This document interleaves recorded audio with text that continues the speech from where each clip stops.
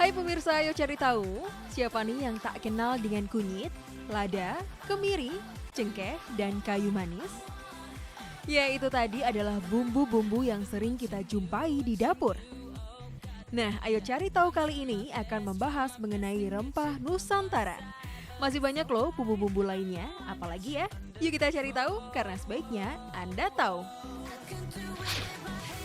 Pemirsa, rempah-rempah tentu tak lepas dari kehidupan kita sehari-hari. Berbagai manfaat rempah-rempah mulai dari bumbu dapur untuk memperkaya rasa makanan hingga rempah yang berguna dalam dunia kesehatan dan kecantikan. Karena nilai sejarah dan manfaatnya yang besar bagi kehidupan kita, baru-baru ini digelar pameran rempah bertajuk Jalur Rempah The Untold Story yang diadakan di Museum Nasional Jakarta. Pemirsa, kejayaan maritim Indonesia pada zaman dahulu dapat terlihat dari perahu-perahu tradisional yang merajai lautan dan samudra dunia. Seperti perahu tradisional karya pengrajin perahu dari Polewali Mandar, Sulawesi Selatan ini. Perahu yang mampu berlayar ke beberapa pulau di Nusantara dan dunia ini digunakan untuk berburu rempah-rempah hingga menjualnya ke berbagai daerah. Pemirsa, rempah merupakan barang dagangan paling berharga pada zaman prakolonial, juga akar terbentuknya peradaban, negara, bahkan teknologi keilmuan baru. Dalam perdagangan di dunia timur, rempah seperti kayu manis, kapulaga, jahe, serta kunyit sudah dikenal secara luas dan sangat dicari. Para pedagang-pedagang Arab ini menjelajah ke negara-negara yang memiliki rempah-rempah hingga akhirnya mereka sampai di Maluku yang kaya akan rempah-rempahnya. Rempah-rempah ini memiliki banyak kegunaan, yaitu sebagai obat, bahan pembuat minyak wangi, juga sebagai bumbu masakan untuk penguat rasa atau zat pewarna alami. Maka wajar saja jika rempah-rempah ini menjadi incaran di seluruh dunia. Nah, bagaimana sejarah awal perkembangan rempah-rempah di Indonesia? Rempah kita tuh sebenarnya sudah ada atau sudah dikenal oleh dunia, terutama di Mesir, itu sekitar tahun 1700 sebelum Masehi. Untuk dengan Cina itu kira-kira tahun 3 sebelum Masehi. Kemudian masuknya bangsa Eropa itu ketika Portugis mulai mengenal Indonesia atau Nusantara waktu itu. Itu sekitar tahun 1500-an. Dengan dia menaklukkan Malaka, kemudian dia memperoleh jalur untuk menuju ke Maluku karena waktu itu dirahasiakan. Kenapa? Karena ini masalah ekonomi ya. Jadi mereka merahasiakan bagaimana jalan untuk menemukan ke Maluku itu yang penuh dengan rempah-rempah. Waktu itu cengkeh dan lada dan pala. Nah, itulah awal kenapa akhirnya rempah kita menjadi rebutan dan menjadi awal malapetaka sebenarnya kita dijajah oleh bangsa Eropa. Sejak abad ke-14, kemasyhuran rempah-rempah Indonesia membuat para pedagang dari berbagai negara datang ke Maluku untuk membeli rempah-rempah. Daerah-daerah di jalur yang mereka lalui banyak mengalami perubahan budaya.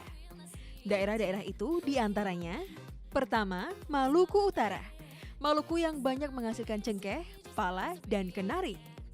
Yang kedua adalah Pulau Jawa. Pengaruh perdagangan rempah dari Maluku hanya sampai di pesisir utara Jawa. Kota seperti Pekalongan dan Surabaya mendapat pengaruh Arab yang kuat. Yang ketiga, Sumatera Utara. Bumbu utama dalam masakan Batak dikenal dengan nama andaliman yang cukup pedas. Yang keempat adalah Aceh.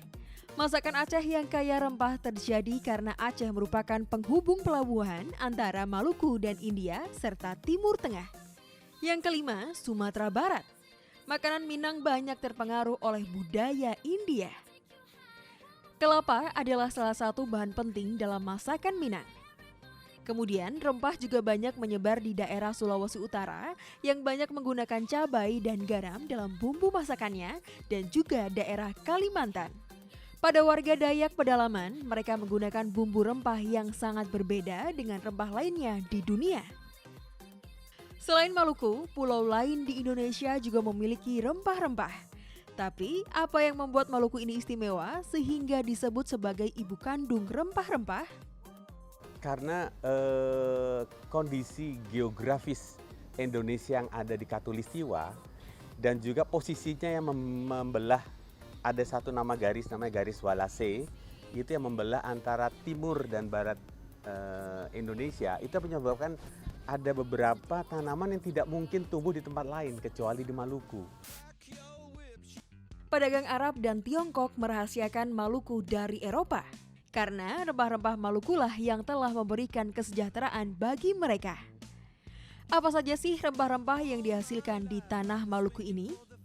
Ya, yang pertama tuh cengkeh, kemudian pala. Anda pasti sudah mengetahui jalur perdagangan sutra yang terkenal. Nah, perdagangan rempah pun memiliki jalur yang disebut jalur rempah. Seperti apa sih jalur rempah itu?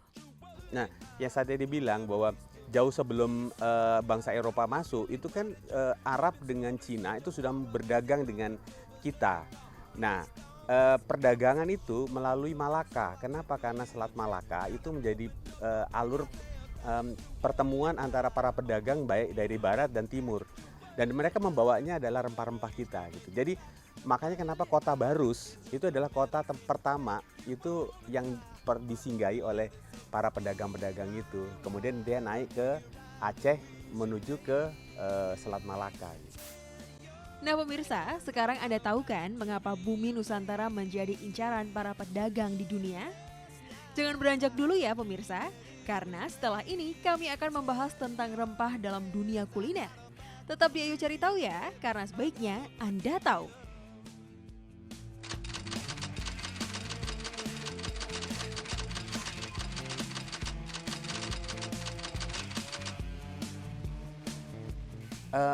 Sebenarnya kalau melihat penghasilnya itu adalah